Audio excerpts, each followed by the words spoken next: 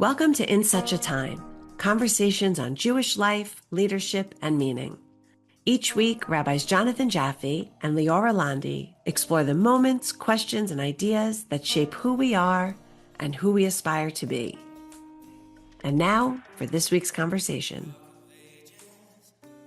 Welcome back to In Such a Time, conversations on Jewish life, leadership, and meaning. Today, Rabbi, you and I are going to talk about the Jewish halacha around warfare, and especially responding to the news of what happened this past week, of the U.S. going in and capturing Maduro and his wife and taking them out of Venezuela and putting them on trial for charges here at District Court in New York. Seems like pretty incredible news. And for me, this is one of those circumstances, one of those moments in which I revel at the fact that Jewish law and text has something to say about this, and that we have a frame and a rubric to discuss warfare, to discuss whether these are defensive actions or these are elective actions, whether or not someone has the authority to do this, whether or not they need the authority of others to do so.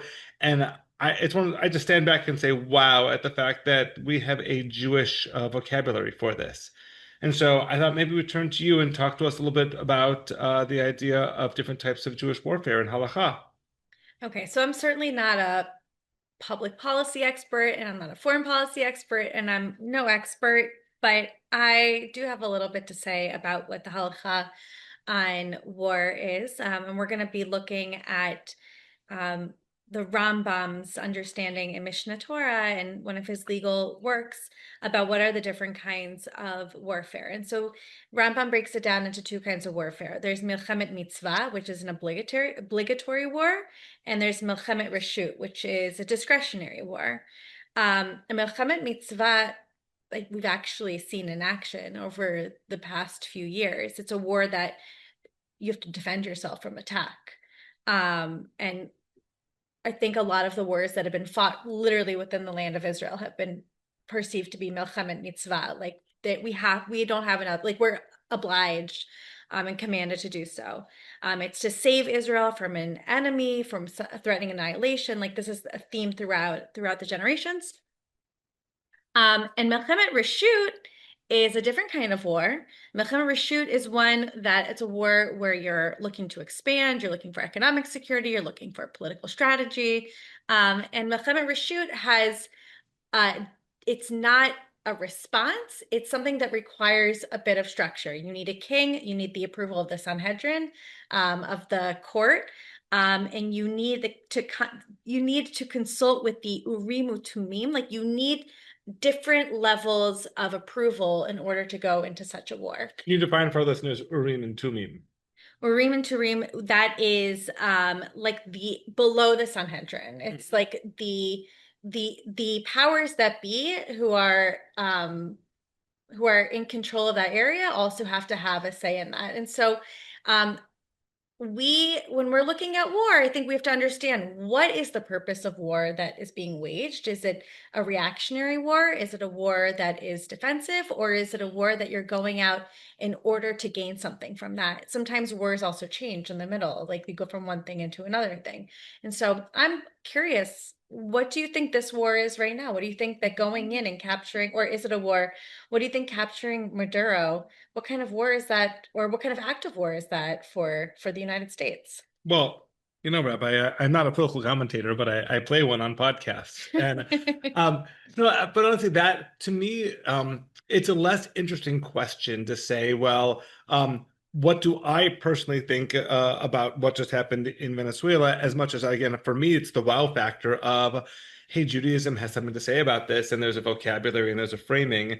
How amazing that our ancestors, I mean, Maimonides, you're talking about almost 1,000 years ago. You're talking about him reflecting on examples from Torah and from later Talmudic commentary 1,500 years ago, and already talking about different types of war, talking about elective wars versus necessary wars, talking about who has the authority to make such a war. Does there need to be a larger sign-off by a larger group, like a Congress, like a Sanhedrin, in order to make this possible? What are the goals of such a war when that happens? I think we should start by saying that this is all a projection of laws just specifically made at first for the land of Israel. That when Maimonides and the Babylonian Talmud sages are speaking about Milchemet Reshut and Milchemet Mitzvah, they're talking about specifically for the land of Israel and specifically in defending the Jewish sovereignty. And even some would say only when there's actually the Sanhedrin sitting in the land of Israel. And so none of this really applies at all to something happening in Venezuela, nothing to do with Israel, although the vice president of Venezuela seems to think that this is all a Zionist enterprise anyway.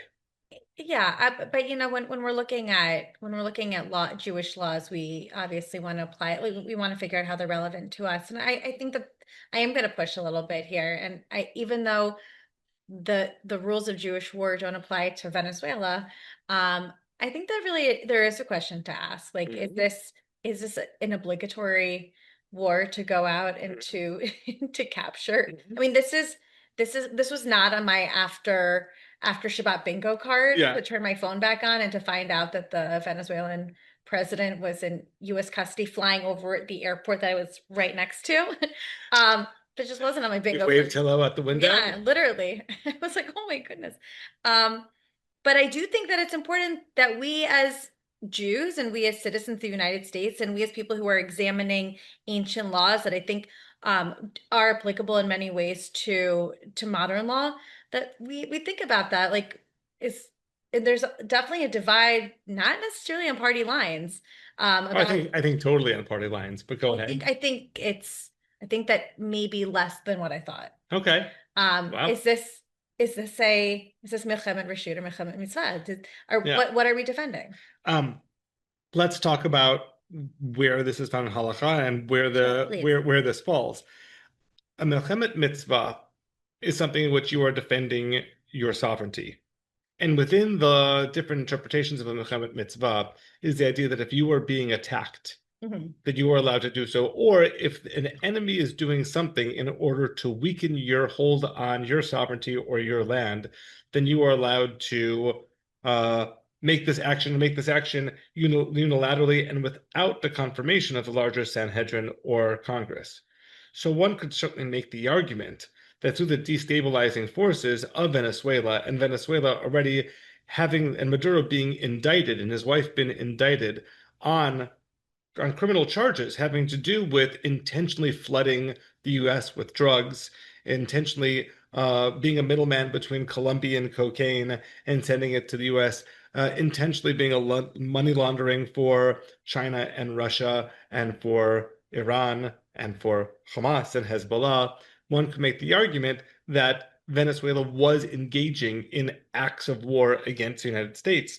You could make that argument. And that, therefore, this is a Milchemet Mitzvah, and that you can go in and you can depose and put him on trial, put Maduro on trial. Now, I see your skepticism in this. Yeah, well, I want you to defend the other side of that. The other side, you would say that this is a Milchemet, this is not a Milchemet Mitzvah, this is clearly a Milchemet Reshut, because Venezuela is at the moment causing no immediate danger or threat to the United States, that these things could all have been mitigated in different ways, and at the very least, the president could have consulted Congress to get approval in order to go forward with such a military campaign as this, right? Now, if we're going to talk about this as political commentators, which again, we dress up as on a podcast, I don't dress up as one. I think that that beyond looking at the language of Milchemet Reshut and Milchemet Mitzvah, that the best precedent for this is the arrest and detainment of Manuel Noriega. And that was done when I was in growing up, right after this was soon after my bar mitzvah. My favorite part of that. No, my favorite part, I don't know if you know this story about Noriega's arrest, but when they went to Panama. Yes, and when they arrested him, he fled. Yeah. And he fled for the Vatican to their consulate. And he holed up in the consulate in the Vatican. And the U.S. Army blasted rock music at pounding levels 24 hours a day in order to drive him insane and finally have him come out and surrender because he hated the rock music and couldn't sleep. This is a true story. And they drove Noriega out. At the trial with Noriega, he made a lot of the same defensive claims that are being made at this time about Maduro. Said the U.S. does not have authority to arrest. Yeah. The Supreme Court here denied that, said that no, if someone is is pursuing a criminal act against the United States outside of the United States, they can still be put on trial in the United States. Say that whether or not the U.S. had the jurisdiction to bring him to New York, they said that they did. When it came to Noriega, Congress did not give an approval of war, but this was done just through the executive branch, and that the executive branch has the power to pursue such military actions as needed. In fact, if you look at the history of recent military actions, very few of them have come with congressional power. So I think if you want to make the case that this is a break with history and this is a Milchemet Reshut versus a Milchemet Mitzvah, I think you have to reckon with the Noriega precedent. And personally, I don't see much of a difference between what happened here and what happened with Panama and with Noriega. I'm not saying necessarily that they're like everything's hunky-dory and this is great and that there aren't possible like real dangers out of this. I'm saying that in our past, our own court system has seen to not only give jurisdiction, but also treated these sort of actions as a defensive maneuver in the same way that our commentators talk about a milchemet mitzvah. I think that perhaps one of the main issues, not that Venezuela doesn't deserve actual democracy and the fall of a dictator, is almost always something to celebrate.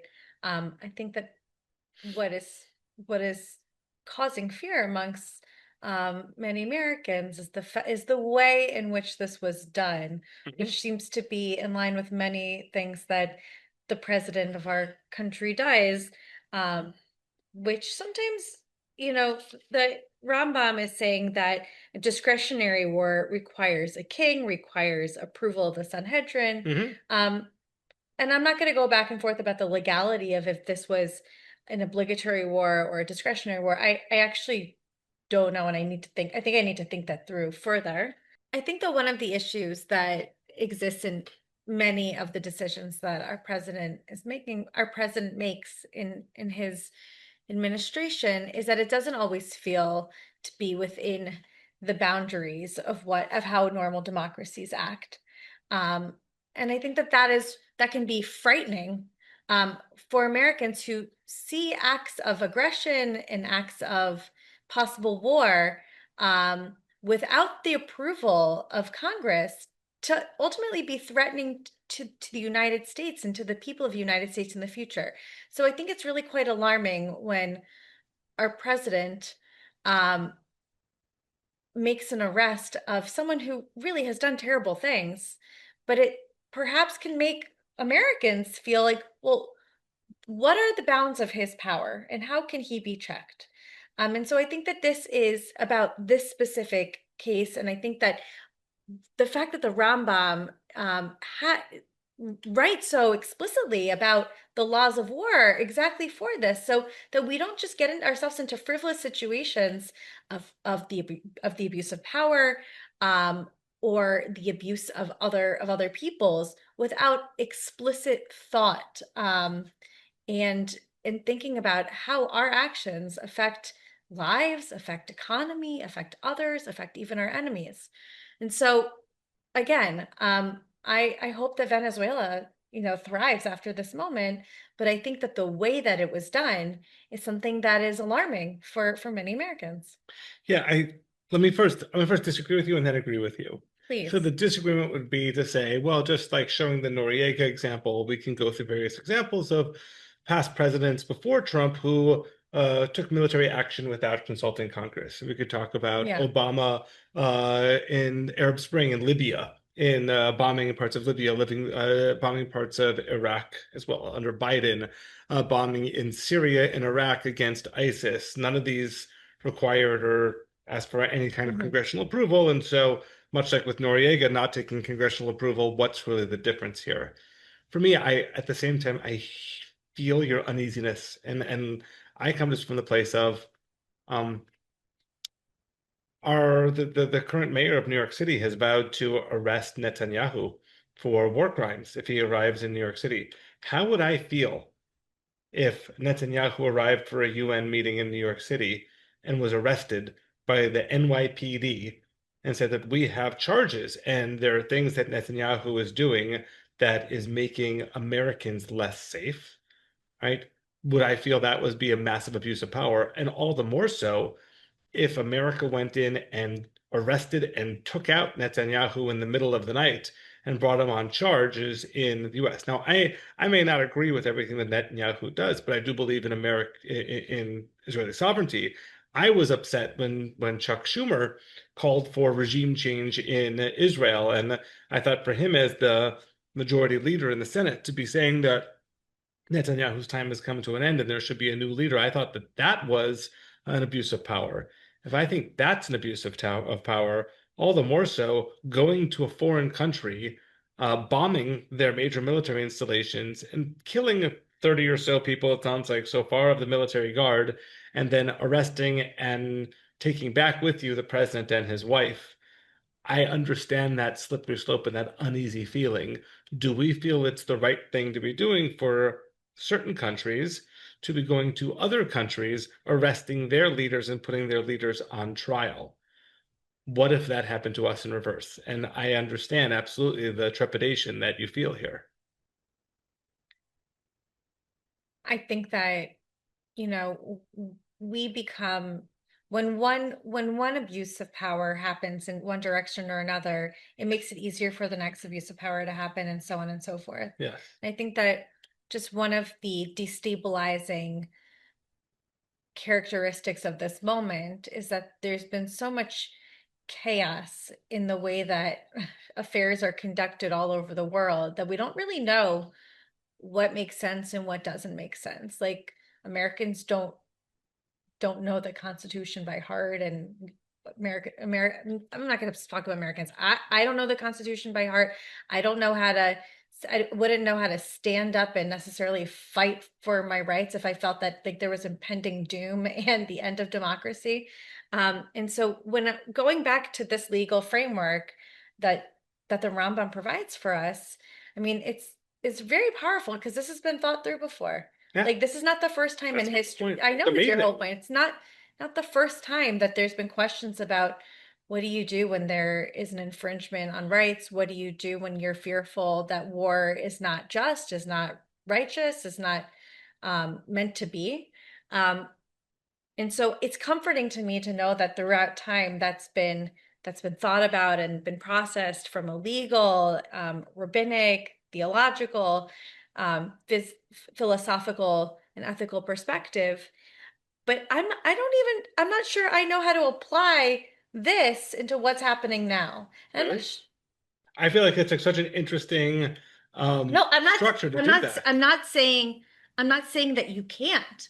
I'm saying I feel a little bit inept in my analytical abilities to do that right now, like to look at this situation, because as you said, it could be looked at in many different ways. You could say, of course, this is a discretionary war. We don't have to get into this war. On the other hand, you're saying, no, like, look at the drug epidemic in this country. Like, that is a declaration of war. So I'm having a hard time like having moral clarity in this. I guess I'm not on the same search for certainty. I'm not excited by this text because it gives me 100% certainty over how I should feel. I feel like it's great that it gives us, again, the framework and the vocabulary. I want to make an analogy here, and it can be an odd one, but stay with me for a second. It's like the halacha around euthanasia. So the Shulchan Aruch has this whole section about euthanasia, and about when someone is sleeping and if they're on their deathbed, and what you can and can't do. You can't remove something to make the person die artificially. You can't tear the covers off them. You can't, make them freeze to death and suddenly die. You have to let them be and do their own thing. And even it says that if someone is sleeping and that they're allergic to the pillow, you can't remove the pillow if the allergies is keeping the person alive, because that would be seen as like an artificial barrier to death, right?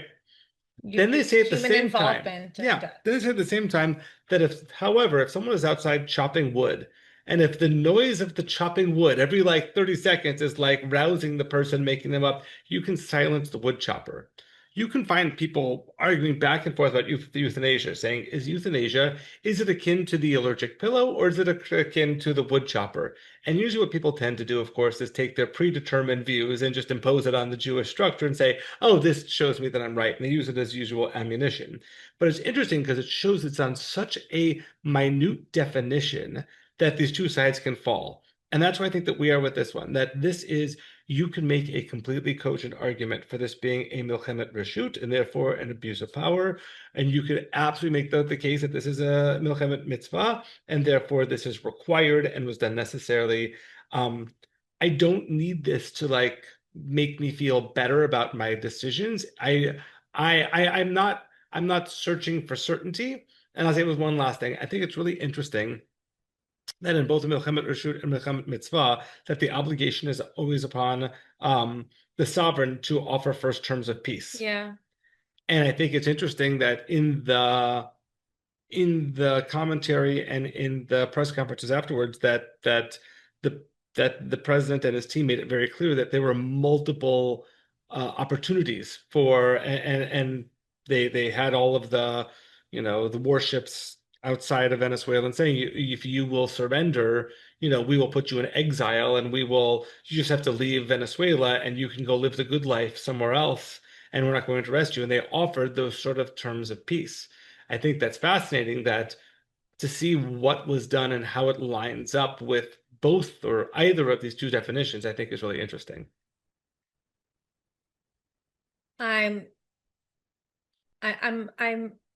I'm struck at how foreign this feels to me. Meaning like this doesn't affect my life in any way. It's shocking because it's shocking world news. But I think that when Rambam is, when Rambam is describing these two definitions of war, it feels a little bit more personal. And I think that's maybe like I'm still processing this as we're speaking right now. When you're talking about fighting over land in the land of Israel, you know what you're fighting for. Like you're fighting for expansion, you're fighting for protection, you're fighting for safety. You're fighting because something is so much on the line. And I think that this is also indicative just of the American experience in general. Wars are almost never on our territory, which we're very lucky. Mm-hmm. So everything feels very theoretical. And it's hard to know. It's hard to have your skin in the game when everything feels so far. And when I'm reading what Rambam is writing here is placing before us, it does feel like skin in the game. Like you, and I think that this maybe goes to like a bigger question about like what it means to be American. Like I feel that so much about being American is like just an inherent sense of safety, whether it's real or not. Oh yeah. And so when I read the news, I can be shocked by it, and it's fodder for me because it really has very little to do with the day-to-day in my life. But when I'm thinking about my life in Israel, or anyone's life in Israel, or anyone's life in a land that means something to them, like a real connection with territory, this definition it makes a lot more sense. It makes more sense about how you defend and why you expand. And to live in a country that is, relatively comfortable and prosperous, and I have everything that I need, and I assume that we're not going to have air raid sirens, and everything's going to be fine. Having this discussion about something that just feels like the other side of the world. And that might also be my ignorance of not being like a world citizen and feeling that we're all connected. It feels like a different understanding of these laws of war. I appreciate it. And I want to connect it again. I know that we often in talking come back to Israel and these laws here have to do with wars in Israel. I think a common thread of this is something like this. Is our hope that the country that we inhabit, that it be either a moral exemplar or that it be powerful beyond question. I think that if you're looking to America to be the moral exemplar, you're probably not so happy with what's happened recently. If you're a school of the Monroe Doctrine, which talked about the U.S. having full dominance over the Western Hemisphere, and later then built upon by Roosevelt, I think that you see this as a return to American deterrence. And that under past governments, that when American presidents made threats against other countries, those threats were laughable and not taken seriously, and that it is better to be feared than liked in these situations, especially when dealing with adversaries like Iran, Hamas, Hezbollah, China, Venezuela, etc. And that in a perfect world, we wouldn't have to soil our linens in these types of engagements. But in the real world, it's better to be feared than it is to be liked. And that's a very sort of Wilsonian way of looking at the world. Totally. And it's also, by the way, going back to the Torah and to these laws here, this is, a milchemet reshut, is one in which you are the aggressor and that you are not sort of the light upon the hill for the other nations. This is not or goyim, a light to the nations. This is about your own military advantage. And I think that for a lot of Americans, there is a real reticence because we see ourselves as our primary goal to be moral exemplars to the world. Yeah, I think maybe less and less maybe we want to be, but the less and less we are. And I think that no, I'm gonna hold that for a second. I think for some people believe that we continue to be a beacon of light and morality, and I think that many do not believe. I think, and I think that what's happening right now, and perhaps like why I'm having a little bit of a hard time finding my footing in this conversation, is that I don't know what the end goal of this current era in America is. I mean, I think that there used to be a vision of what the American dream was and what we hoped it to be and what we hoped to exemplify to the world. And that was clear. I think, we want to be a place of hope and opportunity, and exemplify Western moral values. And as the world is changing and things are being churned and what we thought was up and was now down and down is up, it's harder to understand where we're going and why we're going there. And so it's just another example of being caught in a tailspin. And maybe this is a wonderful thing for the world, and maybe it's not. And the fact that I don't really know what's right, what's wrong, that's also troubling for me. And again, I know you're not looking for clarity, but I'm looking internally for my own moral clarity on things all the time. Like, what do I believe in and why do I believe it? And what do I believe to be true? And why do I know it to be true? And just so much of the past few years of living in this country, which is also intertwined with war in Israel and with just so much chaos in the world, I don't have that clarity. And so that's troubling for me as a person who's always seeking a sense of right and wrong to not really know. And so I am comforted to have sources to go back to. I am comforted to have text to look at to say, okay, you're not the only one in humanity who's had a hard time understanding this. I have so much to say on this. We were talking that last week in Israel, I ran into Moti Friedman, the writer and journalist, and he often talks about the Western propensity towards seeing the world events in terms of the princess and the dragon, and like absolutely. The good and the bad, and who's the righteous and who's the oppressor in this. And I love the fact that you have this idea of that in the good old days in America that we were the moral exemplar. No, I'm not saying we were. I'm saying I think that was the perception.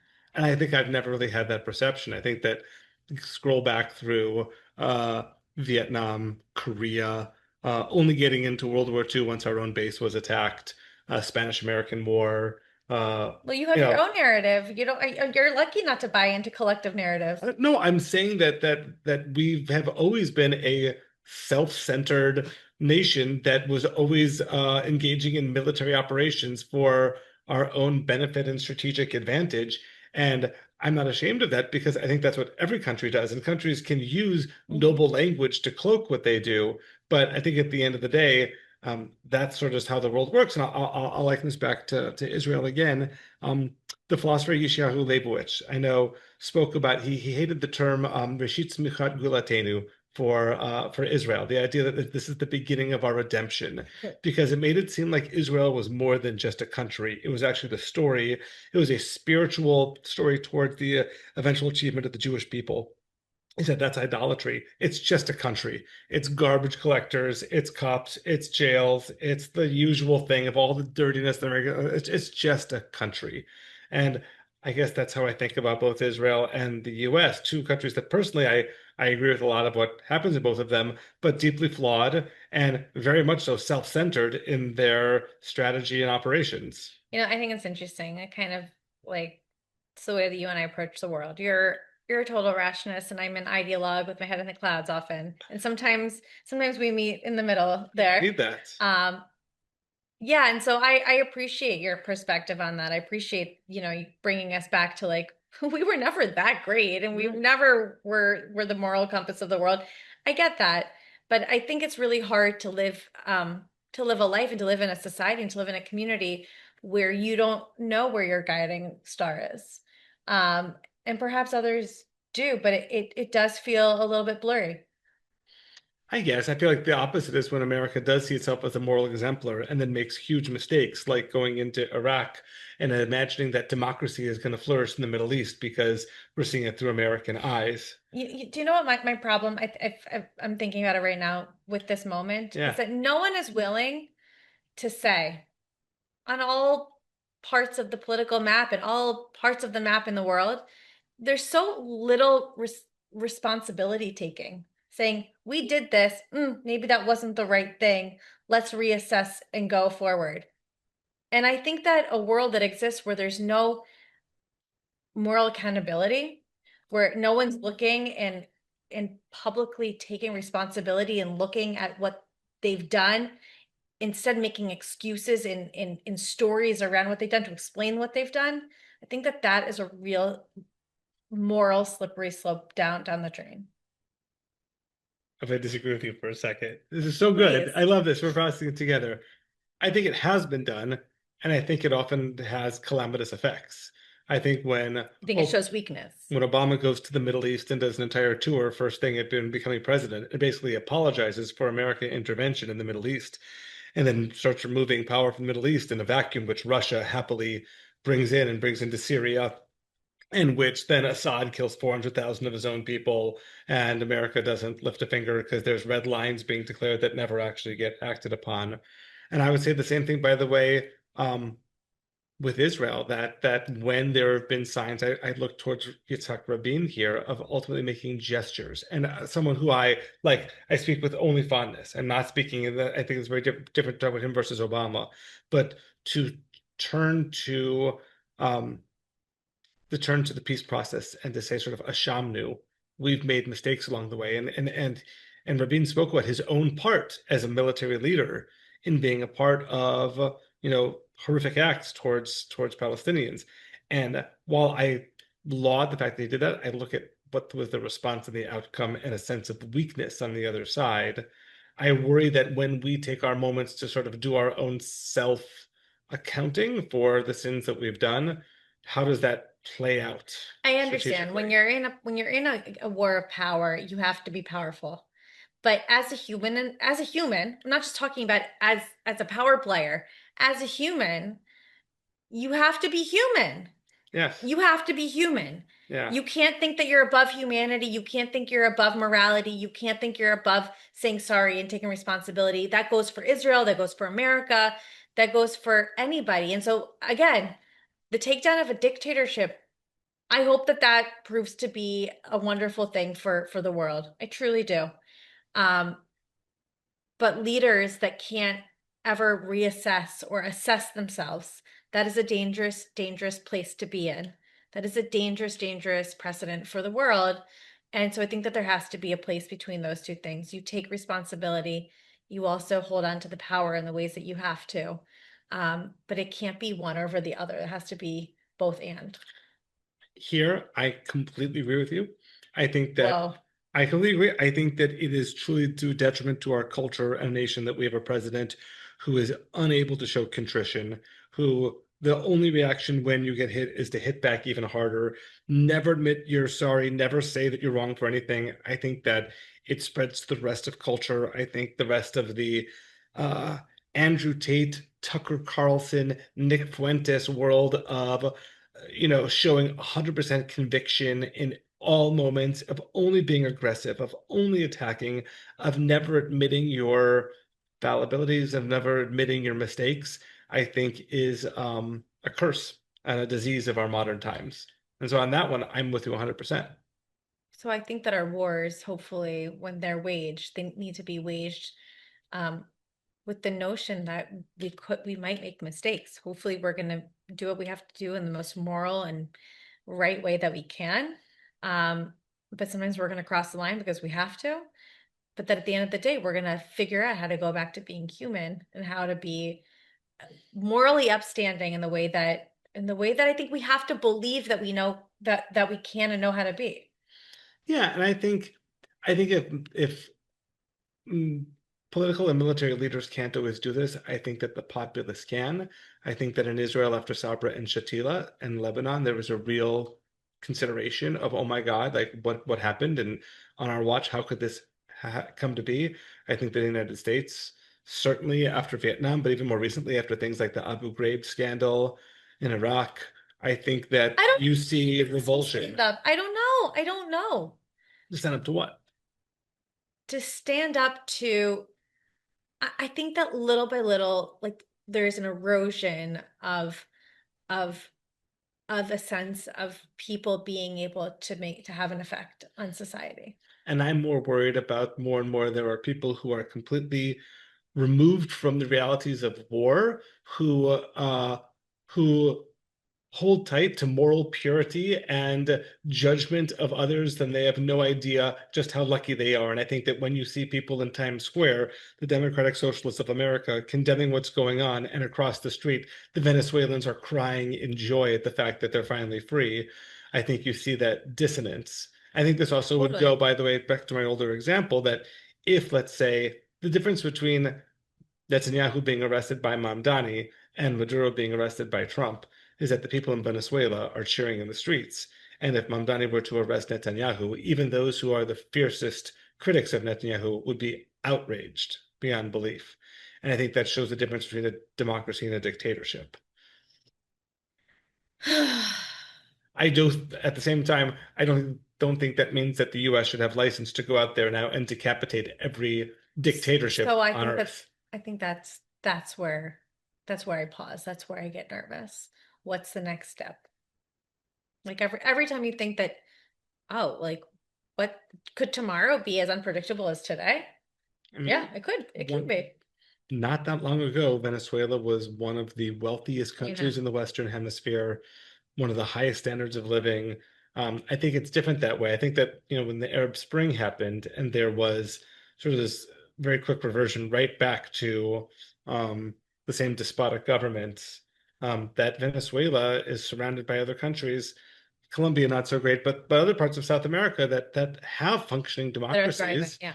And it's recently thrived. And it was only in the past, let's say, 30, 40 years that it has descended. And if this means that there could be a renewal of Venezuela, and truly, I think the hardest part is like to make sure that this is not a long occupation by the US government. Yeah. Make sure that the people of Venezuela, but they had an election last year. The winner, who won 70% of the vote, was run out of town by a Maduro. If you could somehow just bring back the will of the people, I think that becomes closer. I'm going to try to wrap it up now. Back towards the idea of a milchemet mitzvah rather than a milchemet reshut. Amen. Thanks for talking to me and processing this with me. Thanks for holding it. Okay. Bye, everyone.